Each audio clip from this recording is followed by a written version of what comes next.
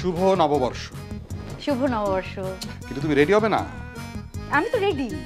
না মানে বলছিলাম একটা নতুন বছর শুরু হচ্ছে 1432, সবাই বৈশাখের সাজে ঘুরতে বেরোবে, আমরাও ঘুরতে যাব। চলো যাই, আমি কি মানা করেছি নাকি? এভাবে খারাপটা দেখছো কি? আমি তো সবসময় এভাবে থাকি। একদিনের জন্য সবকিছু পাল্টে ফেলবো? না না, পাল্টে ফেলবে কেন? বলছিলাম আজ একটা বিশেষ দিন, বাংলা নববর্ষ, তাই একটু বাঙালি সাজ। আজ সবাই বাঙালি বাদ্য শুনবে, বাঙালি খাদ্য খাবে, বৈশাখী পোশাক পরবে। ওখানটাতেই তো আমার আপত্তি। আমি একদিনের জন্য বাঙালি সাজতে চাই না। আমি সব সময় বাঙালি, মনে প্রাণে বাঙালি, পোশাকে নয়। সেটা তুমি ঠিক বলেছো। আসলে দিন শেষে সবাই ফিরে যায় আগের রূপে, মনে হয় সারাটা দিন বাঙালির অভিনয় করলাম। আমি তো সেটাই বলছি, আমি এই অভিনয়টা করতে চাই না। বুঝতে পারছি তোমার মনটা খারাপ হয়ে আছে। চলো একটা বৈশাখের গান শুনি, তাহলে তোমার মনটা ভালো হয়ে যাবে।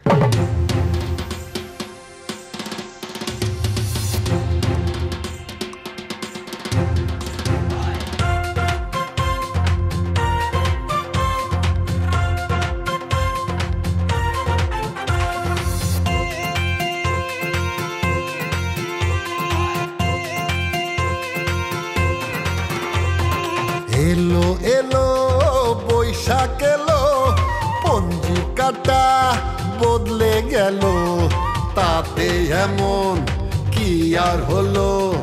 বাংলা মাসের 12টি নাম বলতে পারে কজন বলো? এলো এলো বৈশাখ এলো, পঞ্জিকাটা বদলে গেল।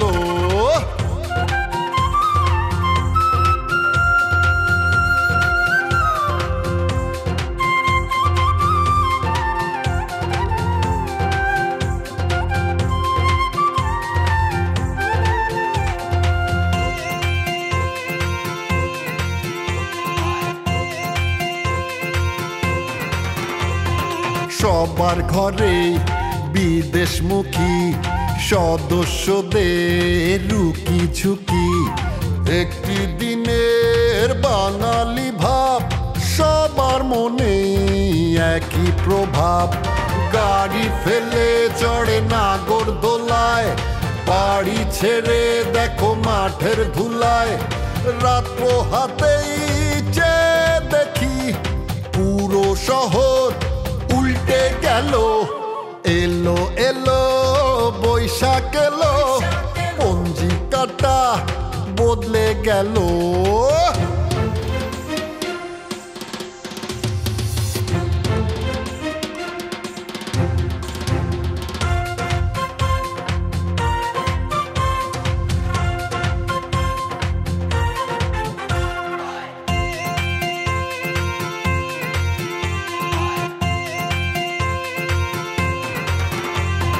চারিদিকে পোশাকধারী বাউলেরই ছড়াছড়ি, বাউল মনের বড়ই অভাব, যুগের বাউল অন্য স্বভাব।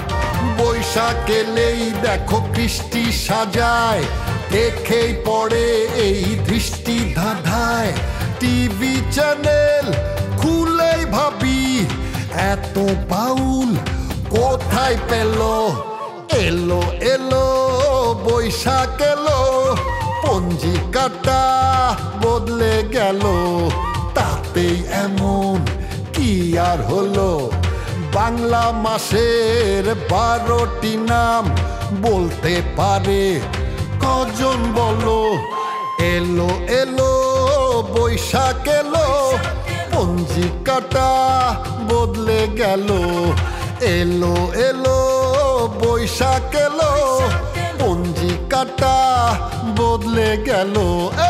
এলো এলো বৈশাখ এলো, পঞ্জিকাটা বদলে গেল।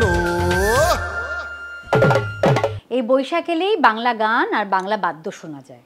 শুধু গান বাজনাই না, বৈশাখে কিন্তু অনেক বিশেষ নাটকও হয়। ঈদের নাটকে যেমন ঈদ থাকে না, বৈশাখের নাটকে তেমনি বৈশাখ থাকে না, শুধু দিনগুলোকে ব্যবহার করা হয়। এখন তো 4-5 পাতাই নাটক হয়ে যায়, সংলাপই থাকে না। নায়ক নায়িকা স্লো মোশন শট, কখনো সামনে থেকে কখনো পেছন থেকে, বিভিন্ন লোকেশনে, কখনো হেঁটে কখনো দৌড়ে, আর এক এক দৃশ্যে এক এক সুরে গান। মনে হয় নাটক নয়, মিউজিক ভিডিও দেখছি। কিন্তু সেই গান কিন্তু মাটির গান বা লোকসঙ্গীত নয়, শুটিং হচ্ছে গ্রামে, অথচ গান বাজছে আধুনিক। যাক, তুমি আজ সকাল থেকে রেগে আছো দেখছি। রাগ না, বিরক্ত। বৈশাখ গেলেই এক অদ্ভুত ভাষায় কথা শুরু হয়ে যায়, না ইংলিশ না বাংলা, ইংরেজি বাংলা মিশিয়ে এক অদ্ভুত ভাষা বাংলিশ। এরা গরম ভাতে পানি ঢেলে পান্তা খায়। ঠিক বলেছো, এদের কথার মধ্যে ইংরেজি থাকবেই। শুধু ওরা নয়, ওদের ছেলেমেয়েরাও। বাবা, পহেলা বানানটা কি হবে? পহেলা, এটাও জানিস না? সহজ না মানে ইংরেজিতে। ফার্স্ট। আর না, আমি জানতে চাচ্ছি ইংরেজিতে পহেলা বানানটা কি হবে। উচ্চারণ পহেলাই থাকবে, ওই যে ইংরেজিতে আমরা বাংলা শব্দ লিখি না সেরকম। কেন বাংলায় লিখতে পারিস না? পারি, কিন্তু ইংরেজি অক্ষরে বাংলা লেখা, যেমন AMI আমি, TUMI তুমি, সেরকম পহেলা লিখবো কিভাবে? তা পহেলা দিয়ে তোমার কি দরকার? একজনকে 2025 সালের পহেলা বৈশাখের শুভেচ্ছা জানিয়ে লিখবো শুভ নববর্ষ। ফোনেটিক্স মানে লিখবো ইংরেজি অক্ষরে, উচ্চারণ হবে বাংলায়। সেটা তো বুঝলাম, কিন্তু 2025 সালে তো কোনো পহেলা বৈশাখ নাই, আছে 1432 সালে। শুভেচ্ছা জানাবি, কিন্তু কোন বাংলা বছরে সেটা জানিস না। জানি তো, 2025 সালের 14 এপ্রিল পহেলা বৈশাখ। বলতে হবে 1432 সালের পহেলা বৈশাখ। আচ্ছা হয়েছে, এবার বলো পহেলা লিখবো কিভাবে, বানানটা কি বলো? সেটা তো মোবাইলে বাংলাতেই লেখা যায়। যায়, কিন্তু আমি পারি না। চেষ্টা করলেই পারবি, কিন্তু চেষ্টাটা তো করবি না, অথচ মোবাইলে বাংলা অক্ষরও আছে। কমপ্লিকেটেড, খুবই কঠিন। একদম কঠিন না, নির্ভর করছে তোর ইচ্ছার উপর। একটুখানি আন্তরিকভাবে চেষ্টা কর, ভালোবাসা নিয়ে চেষ্টা কর, দেখবি তখন মোবাইলে এই ভাষাটাই লিখতে তোর ভালো লাগবে। বরং বাংলা নববর্ষের এই বাংলাটাকেই ইংরেজি অক্ষরে লিখে কারো কাছে মেসেজ বা বার্তা হিসেবে পাঠালে তারা তোকে নিয়ে হাসবে, অবশ্য তারা যদি তোর মতো চরিত্রের না হয়। আচ্ছা মম, 14 April I mean Pohela Boishakh, সবাই পান্তা ভাত খাওয়ার কথা বলে কেন? কেন তুই খাবি? তোরা তো সবসময় অনলাইনে অর্ডার করে খাস, পান্তা ভাতের মজাই তো বুঝলি না। না মানে পান্তা ভাতটা যে কিভাবে রান্না করে সেটাই তো জানি না। তার মানে কি পান্তা ভাত রান্না করবো কেন? না মানে ভাত রান্না করার জন্য যেমন রাইস কুকার আছে, তেমনি পান্তা রান্না করার জন্য পান্তা কুকার নেই? এই তুই কখনো পান্তা ভাত দেখিসনি? না। এই যে বান্ধবীদের নিয়ে তোরা মেলায় ঘুরতে যাস, ওখানে তো পান্তার অনেক দোকান থাকে। সেই ভাতটা তো পানিতে ভিজিয়ে রাখে। ওটাই পান্তা। ও মা, ওটা তো গরম ভাত রেঁধে ফ্রিজে ঠান্ডা পানি দিয়ে বিক্রি করে, ওটাই কি পান্তা? দেখতে পান্তার মতো মনে হলো, ওটাও আসল পান্তা না। এই যুগে পান্তাটাকে ওরা ডিজিটাল বানিয়ে ফেলেছে, ওটা নকল পান্তা, ওটাতে আসল পান্তার কোনো স্বাদ নেই। তোমার এই পান্তার গল্প শুনে আমার এক গল্প মনে পড়লো। পান্তা নিয়ে আবার কি গল্প? এক ভদ্রলোক তার বন্ধুকে বলছে পান্তা খেতে গিয়ে গলায় কাটা বিঁধেছে। তো বন্ধু জিজ্ঞেস করলো কিভাবে কাটা বিঁধেছে। সে বলল পান্তা আর ইলিশ একসাথে খেয়েছিলাম, পান্তা পেটে চলে গিয়েছে আর কাটা গলায় আটকে গেছে, এখন কি করব? বন্ধু বলছে এবার একটা বিড়াল খেয়ে ফেল, বিড়াল এসে সমস্ত কাটা খেয়ে ফেলবে। এটা জোকস হলেও অনেকেরই এই দিন পান্তা ইলিশ খেতে গিয়ে গলায় কাটা আটকে যায়। এটার কারণ কি জানো? কারণ তারা পান্তাটাও খায় ফ্যাশন করে। আমি তো শুনেছি এক ভদ্রলোক একজনকে পান্তা ভাতের দাওয়াত দিয়েছে। সে পান্তা খেতে গিয়ে চাইলো কাটা চামচ, তারপর চামচ দেওয়ার পর পান্তার সাথে তার সে কি যুদ্ধ। এসব ফালতু ফ্যাশন আমার একদম ভালো লাগে না। তবে ভালো লাগে বৈশাখের সময় বিচিত্র সব বাদ্য বাজনা, যা বছরের অন্য সময় শোনা যায় না। গত বছর তো এক ভদ্রলোকের পাতার বাঁশি শুনে আমি অবাক হয়ে গেলাম, কি অদ্ভুত সুন্দর সুরেলা।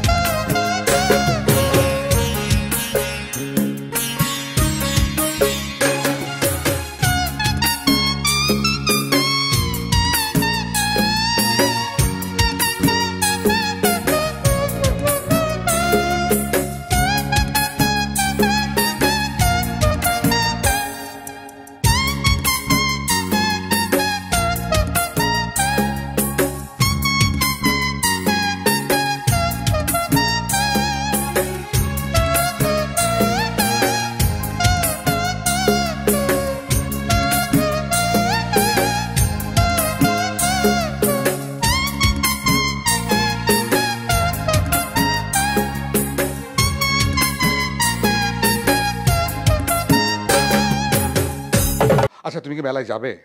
যেতেই তো চাই, কিন্তু তুমি তো বলে রেডি হতে। না মানে একটুখানি মেকআপ, খোপায় ফুল আর বৈশাখের সাথে যায় এমন একটা শাড়ি, ব্যাস এইটুকুই। আমি কি শাড়ি পরলাম না পরলাম তা তাকিয়ে তাকিয়ে কে দেখবে বলো তো? আর দেখলেই বা ক্ষতি কি? কজন আমাকে চেনে? তোমার পছন্দ হলেই তো হলো। আচ্ছা আচ্ছা ঠিক আছে। আরও আছে, এই যে বললে না মেকআপ করতে, মেলায় এসব মেকআপের অবস্থা কি হয় জানো? প্রচন্ড গরমে সবাই ঘামতে থাকে, গাল আর থুতনি বেয়ে ঝরতে থাকে রঙিন ঘাম, আর এই রঙিন ঘামে কাপড়েরও 12টা বাজে। আসলে আমি তো তোমার মতো এত গভীরভাবে চিন্তা করিনি। শোনো, গত বৈশাখে আমরা গ্রামে গিয়েছিলাম, মনে আছে? গ্রামে এক আত্মীয়কে জিজ্ঞেস করেছিলাম, কি ব্যাপার বৈশাখে সাজগোজ করবেন না? আমাকে কি উত্তর দিলেন জানো? আমি যেভাবে আছি এটাই বাঙালি সাজ, আমাগো বাঙালি সাজতে হয় না, তোমাগো শহরের মানুষই আমাগো দেখা সাজে। তার কথা শুনে তো আমি একদম স্তব্ধ হয়ে গেলাম।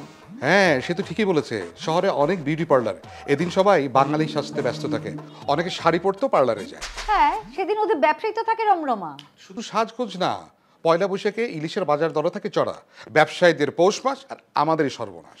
আসেন ভাই আসেন, আসেন ভাই আসেন, Baishakhi offer, buy 2 get 1 free, buy 2 get 1 free. আসেন ভাই আসেন, খাঁটি পদ্মার ইলিশ 2 পিস কিনলে 1 পিস ফ্রি। আসেন ভাই আসেন, বৈশাখী অফার। হ্যাঁ কপি, এই নববর্ষের বাজারে 2টা কিনলে একটা ফ্রি দিবা, তাও ইলিশ মাছ।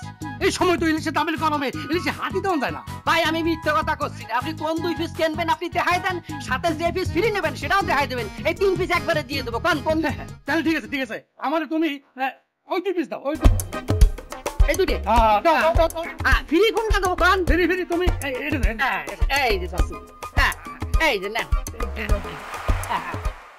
এইবার কও দাম কত? 6000 টাকা। কি কি কি কি কত কত কত কত কত কত? 6000 টাকা। 6000 টাকা? রে ভাই সস্তা তো, 1 কেজির উপরে আছে একটা মাছ, তাহলে কেজি কত বললো? 3000 টাকা। আর যদি ফ্রি না নেই তাহলে কত? ভাইজান সরি, ফ্রি ছাড়া তো বেচবো না। তা বেচবা কেন? এক অফার 3টা বেচা লইতেছ, তার মানে ফ্রি সহ তোমার 3 পিস মাছের দাম 6000 টাকা হলে 1 পিস মাছের দাম পড়লো 2000 টাকা। ওই মিয়া ফ্রি হলো কই? আরে ভাই আপনার হিসেব আপনার দ্বারে, আমার হিসেব আমার দ্বারে, পুষালি নেবেন না বসে ডাকিয়ে যাবেন, এত কথা কন। আরে মিয়া সময় বুঝে ধান্দাবাজি করতেছো না? দেখছো সামনে বৈশাখ, দাম বাড়াই দিলা। 500-600 টাকা পিস কিনে ফ্রিজে রেখা এখন 1 পিসের দাম চাও 3000 টাকা। মিয়া খারাপ খারাপ, তোমার আমি দেখাইতেছি মজা। এই খারান, আপনি কি করবেন?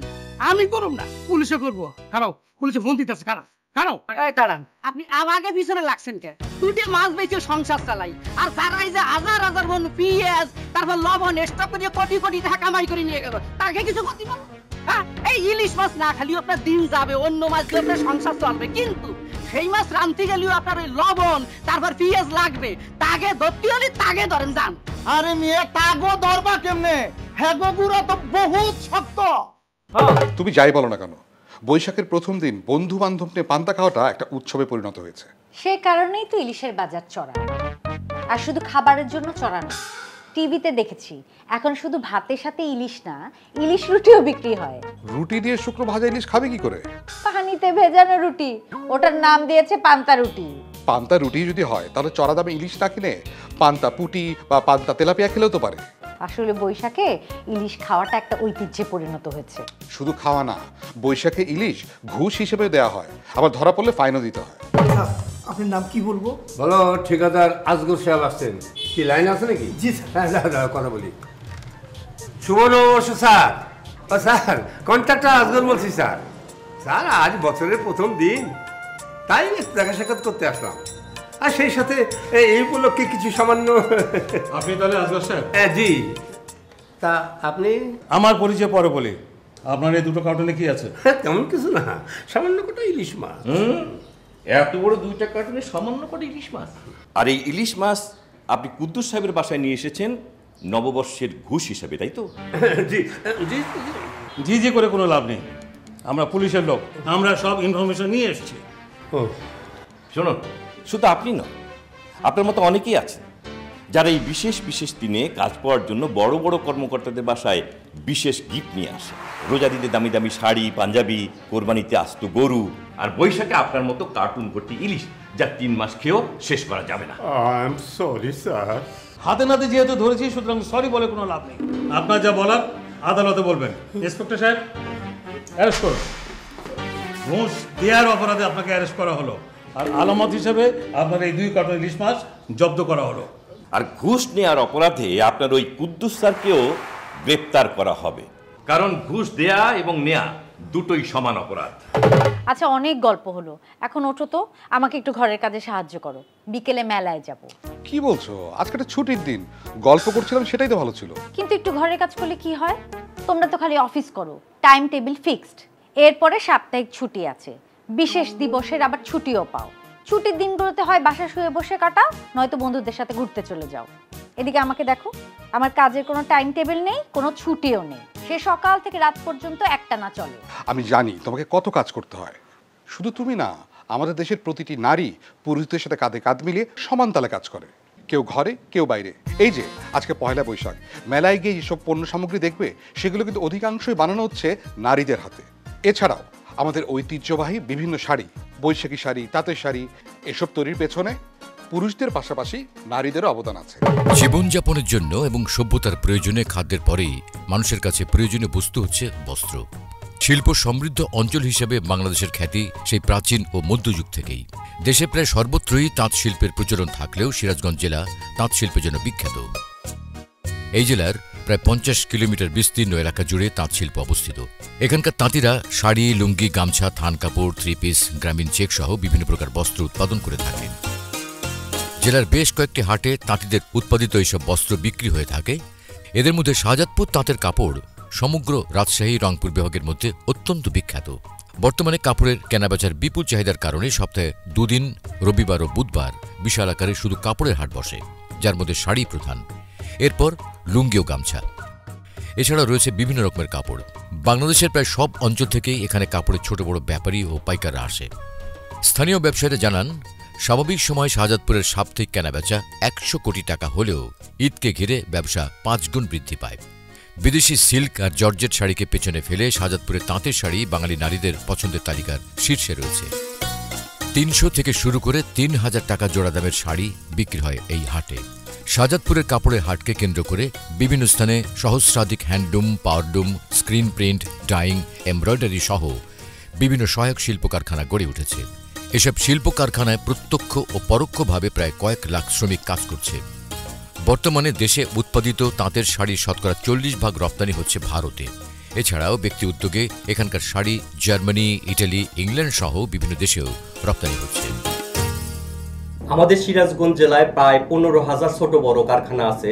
বাংলাদেশের বস্ত্র খাতে মোট উৎপাদনের সিংহভাগ, প্রতি বছর 20 কোটি মিটার কাপড় আমরা সিরাজগঞ্জ থেকে উৎপাদন করি। বিশেষ করে বাংলাদেশের বিভিন্ন প্রোগ্রামে, অর্থাৎ পহেলা ফাল্গুন, পহেলা বৈশাখ, 2 ঈদ, পূজা পার্বণ, বিভিন্ন প্রোগ্রামে ব্যাপকভাবে ব্যবহৃত হয়। শাহজাদপুরের সামগ্রিক জীবনধারা অনেকাংশে এই হাটে দ্বারা নিয়ন্ত্রিত হয়, অর্থাৎ পারিবারিক, সামাজিক, সাংস্কৃতিক এমনকি রাজনৈতিক উৎসব অনুষ্ঠানের কর্মসূচিও হাটের দিন বাদ দিয়ে করা হয়ে থাকে।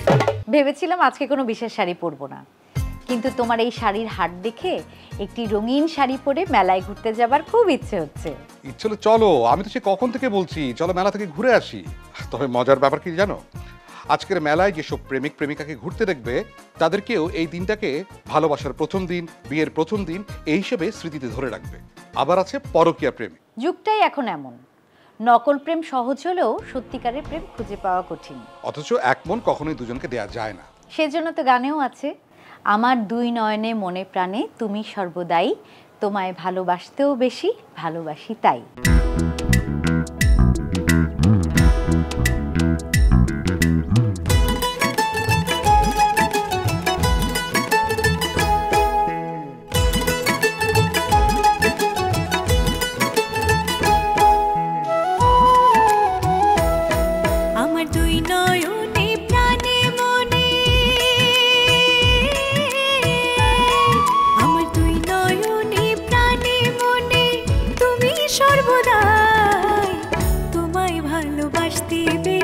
ভালোবাসি তাই, তোমায় ভালোবাসতে বেশি ভালোবাসি তাই, আমার 2 নয়নে প্রাণে মনে তুমি সর্বদাই, তোমায় ভালোবাসতে বেশি ভালোবাসি তাই, তোমায় ভালোবাসতে বেশি ভালোবাসি তাই।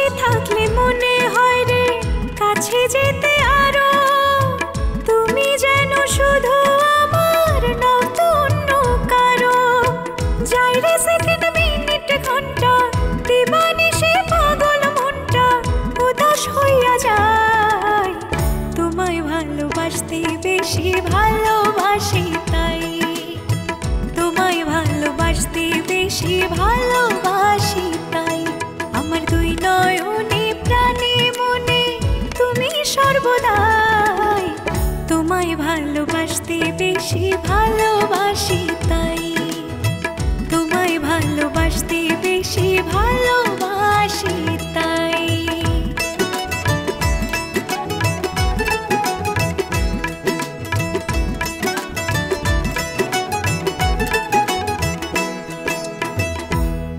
এই নববর্ষে আমাদের মধ্যে অনেকেই অনেক নিয়মকানুন মেনে চলে। এই দিনে কোনো ধার দেওয়া যাবে না, তাহলে সারা বছর ধার দিতে হবে। এই দিনে ভালো ভালো কাজ করতে হবে, তাহলে সারা বছর ভালো কাজ করা যাবে। এদিনে ভালো কিছু খেলে সারা বছর ভালো কিছু খাওয়াও যাবে। এদিনে কোনো ঝগড়াঝাটি করা যাবে না, তাহলে সারা বছর অশান্তিতে যাবে। এরকম অনেক কিছু আছে। এগুলো সবই কুসংস্কার। নইলে দেখো, এই দিন ঘরে বাইরে মিডিয়ায় বিভিন্ন সংগঠনে লোকজ অনুষ্ঠান আর মাটির গানের ঢল নামে, অথচ বছরের অন্যান্য দিন কি সেভাবে শুনতে পাও? অন্যান্য দিন কে কি করে সেটা আমরা সবাই জানি। এর মধ্যে আছে কিছু কুসংস্কার আর কিছু আমাদের ক্যারেক্টার। আম্মা দরজা একটু খুলেন, ওটা ভিক্ষা দেন গো আম্মা। এ কি, তুমি আজও ভিক্ষা করতে আসছো? কেন আম্মা, আজ ভিক্ষা করলে অসুবিধা কি? আজকে নববর্ষ, বছরের প্রথম দিন, তুমি সেটা জানো না? ও মা, কয় কি বছরের পয়লা দিন হইছে তো আমি কি করব? আমি ভিক্ষা না করলে খামু কি? অসুবিধা আছে। বছরের প্রথম দিন ভিক্ষা করলে তুমি সারা বছরই ভিক্ষা করবা, তোমার জীবনে কোনো উন্নতি হবে না। কোন কি আম্মা, এই যাই যে আমি দেখলাম অনেকে রাস্তাঘাটে মাটি থালাতে বান্ধা ভাত খাইতেছে, হ্যাঁ কি সারা বছর এই মাটি থালাতে ভাত খাইবো? খাইবো না। আসলে আম্মা, যা উন্নতি হয় হ্যাঁ দিনক্ষণ লাগে না, সব সময় হয়। আর আমাগো এই থালাটা সব সময় হ্যাঁ সামনে পাততে হয়, কারণ আমরা উন্নতির রাস্তাটা চিনি না। আচ্ছা আচ্ছা আচ্ছা আচ্ছা, সাবধানে থাকতে বলো। ঠিক আছে, পরে কথা বলবো, রাখি এখন। হ্যাঁ, ওকে, আল্লাহ হাফিজ। কি ব্যাপার, কে ফোন করেছিল? মা ফোন করেছিল, বলল ভাইয়ার পেট নাকি আপসেট। হঠাৎ পেট খারাপ করলো কেন? সকালে বন্ধুদের সাথে মেলায় গিয়েছিল, 2 প্লেট পান্তা ভাত খেয়েছে। সেটা বাড়িতে খেলেই পারতো, নিশ্চয়ই ভেজাল পান্তা খেয়েছে। ভেজাল কি করে বুঝবে? সাইনবোর্ডে নাকি লেখা আছে গরম পান্তা ভাত, ভেবেছে ওটাই নাকি ভালো হবে। পান্তা আবার গরম হয় কি করে? আজকাল মেলায় পান্তা নিয়ে যা হচ্ছে, পান্তার নতুন নতুন রেসিপি বের হয়। ফ্রেশ পান্তা, টাটকা পান্তা, তাজা পান্তা, আবার উইথ আইস অর উইদাউট আইস, সেসবও আছে। আজকাল বোতলে তো ডাইরেক্ট ট্যাপের পানি ভরে দেয়। এ সবই ব্যবসা। বৈশাখে এই পান্তা নিয়ে আরো মেলা কাণ্ড ঘটে। এই জন্য বৈশাখী উৎসব নয়, পান্তা উৎসব।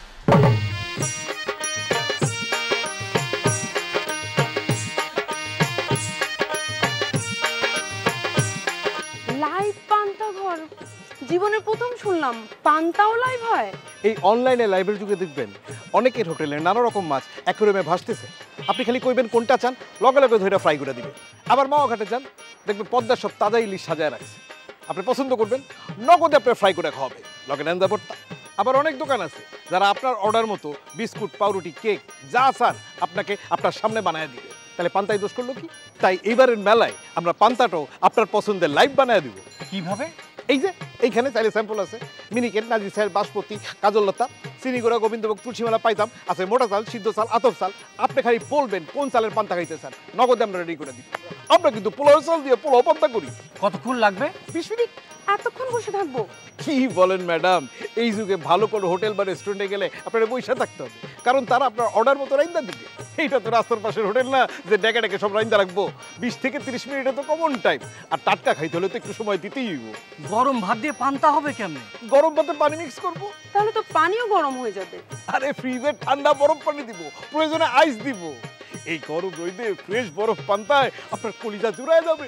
আচ্ছা ভাই, পান্তা খাবো কি দিয়ে? এই যে ইলিশ ভাজা, শুটকি ভর্তা, আলু ভর্তা, ডাইল ভর্তা, টাকি ভর্তা, কালিজিরা ভর্তা, বেগুন ভর্তা, আলু ভর্তা, ডিম ভাজি, সব লাইভ বানায় দিব। আপনি খালি পছন্দ করে সিলেক্ট করে দিবেন, সব একসাথে শুরু হয়ে যাবে। ভাত হইতে হইতে ভর্তা, ভাজি, ভাত সব রেডি হয়ে যাবে। সরি সরি সরি, আপনারা কিন্তু আবার প্রচুর সময় নিয়ে নিচ্ছে। আরে একটা নতুন জিনিস খাবো, বুঝে নিতে হবে না? আমাদের লাইভ পান্তা হাউস সম্পর্কে বুঝাবুঝি কিছু নাই। খাবার কেমন? না খাইলে তো বুঝবেন না। আমি তো ভালোই বলবো, আপনি বরং এই কাস্টমারের কাছে জিজ্ঞাসা করেন। আচ্ছা ভাই, এখানকার খাবার কেমন? সেই স্বাদ আপনি নিজেই বলবেন, আমার এত স্বাদ লাগতেছে কেন? কঠিন স্বাদ রে ভাই। আচ্ছা শোনো না, ছোটবেলায় তুমি স্কুলে বা খেলার মাঠে কি কি খেলা খেলতে, সেটা কি তোমার মনে আছে? মনে থাকবে না কেন? কত কি করেছি সে সময়, কত দুষ্টুমি, কত খেলা, কত গল্প। খেলার সঙ্গীরা এখন কে কোথায় আছে জানা নেই, তবে খেলার স্মৃতিগুলো সঙ্গে রয়ে গেছে। ছোটবেলায় আমরা যেসব খেলা খেলতাম বা যেসব খেলা খেলতে দেখতাম, এখন সেসব গ্রামীণ খেলা খুব একটা দেখা যায় না। তবে এই একটা দিনে কিছুটা হলেও সেসব খেলা দেখা যায়।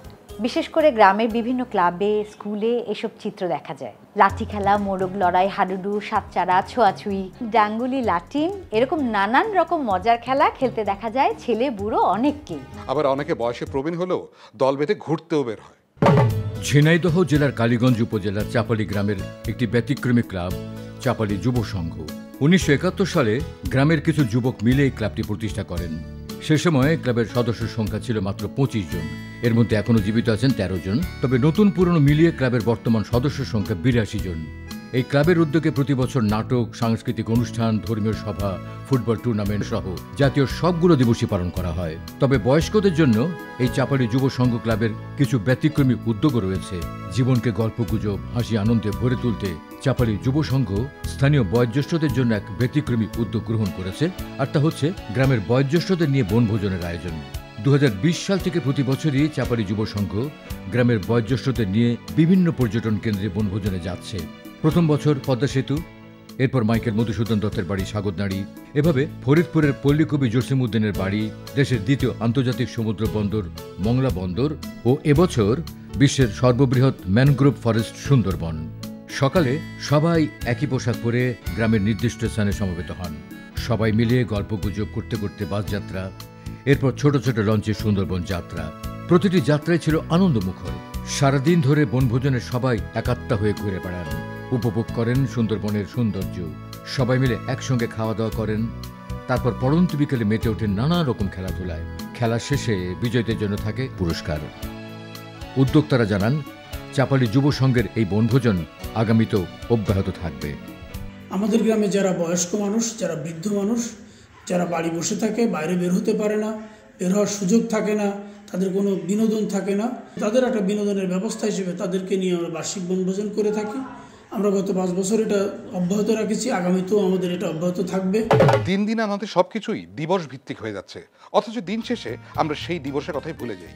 এই যে পয়লা বৈশাখে আমাদের দেশীয় সাজ, দেশীয় বাদ্যবাজনা, পান্তাপ্রীতি। শুধু কি তাই, অনেকে এই দিনে বিভিন্ন অনুষ্ঠানে, টক শোতে বাংলাদেশের সংস্কৃতি, মাটির গান এসব নিয়ে বিদগ্ধ আলোচনা করে। আর ওই দিন রাতে বাসায় গিয়ে সব ভুলে যায়, বিদেশি সিরিয়াল দেখে। আরে দেখে না বলো গেলে, এরা হচ্ছে চূড়ান্ত ভণ্ড। এদের চরিত্র বোঝা মুশকিল, এদের থেকে দূরে থাকাই নিরাপদ। কি ব্যাপার দুলা ভাই, আজ পয়লা বৈশাখের দিনে সকাল শেষ হয়ে দুপুর হয়ে গেল, তুমি এখনো বাসায় বসে রইছো, আবার বাসি পত্রিকা পড়তেছো। বৈশা থাকবো না তো কি করবো? কি করবা মানে? এর আগে সব পয়লা বৈশাখে তো তোমার পাওয়াই যেত না। কাক ডাকা ভোরে উঠা পায়জামা পাঞ্জাবি পরা দেশের কৃষ্টি কালচার তুলে ধরার জন্য রওনা দিতা। সব টিভি চ্যানেলে তোমার চেহারা দেখতাম, আর টক শো গুলোতে তো তোমার টানাটানি লেগে পড়তো। আর এই বছর তুমি বাসায় বসে রইছো নীরবে। কেউ না ডাকলে যাবো কেমনে? আসলেই তো দুলা ভাই, তোমাকে মতো বুদ্ধিজীবীদের ডাইকা কেডা আবার কোন বিপদে পড়ে। তার মানে হইলো, আগে তোমাকে ডাকতো ডরে, না ডাকলে জানি কোন বিপদে পড়ে। অহনো ডাকতেছে না, এটাও ডরে, ডাইকা আবার কোন বিপদে পড়ে। আমাকেও ডাকলে বিপদ হইব কে? এইটাও বুঝো না, তোমাকে মতো বুদ্ধিজীবীদের যে চরিত্র, তাতে কেউ তোমাগরে এই শুভ দিনে ডাইকা একই লেকচার বারবার শুনতে চাইবো না। তুই শালা হয়ে কইতেছস আমার চরিত্র খারাপ? আরে দুলা ভাই, আমি তো খারাপ কই নাই, তবে তোমাকে মতো কিছু কিছু বুদ্ধিজীবীদের চরিত্র আমার কাছে একটু অদ্ভুতই লাগে। সেইটা আবার কি রকম? তোমরা বুদ্ধিজীবী, সমাজে ভালো উপদেশ দিবা, দেশটাকে সুন্দর করার জন্য সুন্দর সুন্দর পরামর্শ দিবা, কিন্তু তা না কইরা নিজেদের সুবিধাদের লেগা বিবেক বুদ্ধি সব বিক্রি করে দাও। কুবুদ্ধি দিয়ে সত্যটারে মিথ্যা, আর মিথ্যাটারে সত্য বানাও। এক একজন এক এক দলের দালালি করো। এর নাম রাজনীতি, তুই বুঝবি না। দিবস ভিত্তিক বলার যায় বলো, পয়লা বৈশাখ মানে হচ্ছে আমাদের মধুর স্মৃতি, মেলায় যাওয়া, ঘুরে বেড়ানো, কত কি খাওয়া। পয়লা বৈশাখ মানে হচ্ছে আনন্দ। মেলা সেই বাঁশের বাঁশি, ডুগডুগি, একতারা, অথবা মেলা সেই চিরচেনা খাবার, কদমা, মুরালি, কটকটি, এসব শুধু এই দিনেই পাওয়া যায়। আর এই দিন মাটির গান আর বাংলা সংস্কৃতির যেন জাগরণ হয়, শোনা যায় কিছু ভালো গান।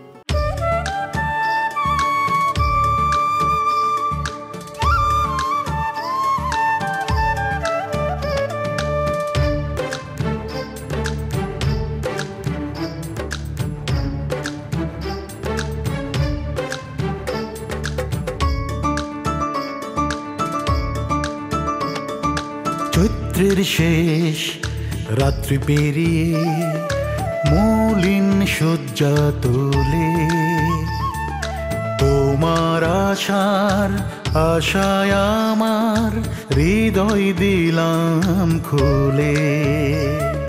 চৈত্রের শেষ রাত্রি পেরিয়ে মলিন শয্যা তোলে, তোমার আশায় আমার হৃদয় দিলাম খুলে। এসো বৈশাখ এসো এসো নবীনের ডাক এসো, এসো বৈশাখ এসো এসো নবীনের ডাক এসো।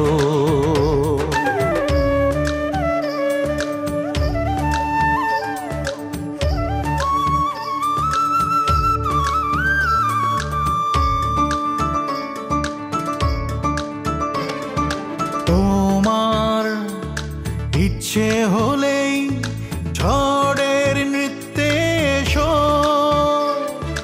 ইচ্ছে হলেই মধুর চিত্তে এসো।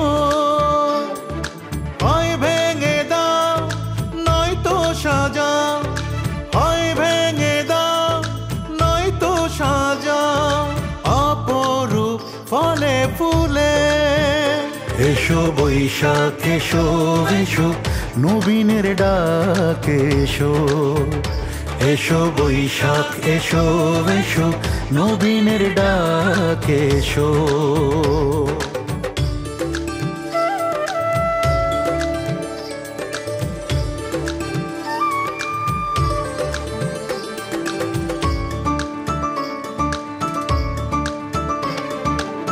আমার পূর্ণতাকেও আবার রিক্ত করে দাও না চোখে জলেই সিক্ত করে। সেই ভেজা মন জাগুক না হয়, সেই ভেজা মন জাগুক না হয় চেতনার দুলে দুলে। এসো বৈশাখ এসো এসো নবীনের ডাক এসো, এসো বৈশাখ এসো এসো নবীনের ডাক এসো। চৈত্রের শেষ রাত্রি পেরিয়ে মলিন শয্যা তোলে, তোমার আশায় আমার হৃদয় দিলাম খুলে। এসো বৈশাখ এসো এসো নবীনের ডাক এসো, এসো বৈশাখ এসো এসো নবীনের ডাক এসো, এসো বৈশাখ এসো এসো নবীনের ডাক এসো, এসো বৈশাখ এসো এসো নবীনের ডাক এসো। দেখো, শুরুতে আমরা দুজনকে শুভ নববর্ষ জানিয়েছিলাম, যাতে এই বছরটা আমাদের শুভ হয়।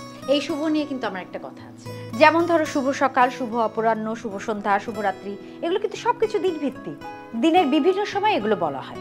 আবার আছে শুভ জন্মদিন, শুভ বিবাহ বার্ষিকী, আর এই যে শুভ নববর্ষ, এগুলো কিন্তু বছর ভিত্তিক। তাতে তোমার সমস্যাটা কি? সমস্যা হলো দিন শেষে এগুলো সব আমরা ভুলে যাই, তাই এই শুভ শব্দটি যথার্থ প্রয়োগ হচ্ছে শুভকামনায়। ঠিক বলেছো তো। প্রতিটি দিন রাত বছর সবসময় আপনাদের জন্য রইল নববর্ষে শুভকামনা।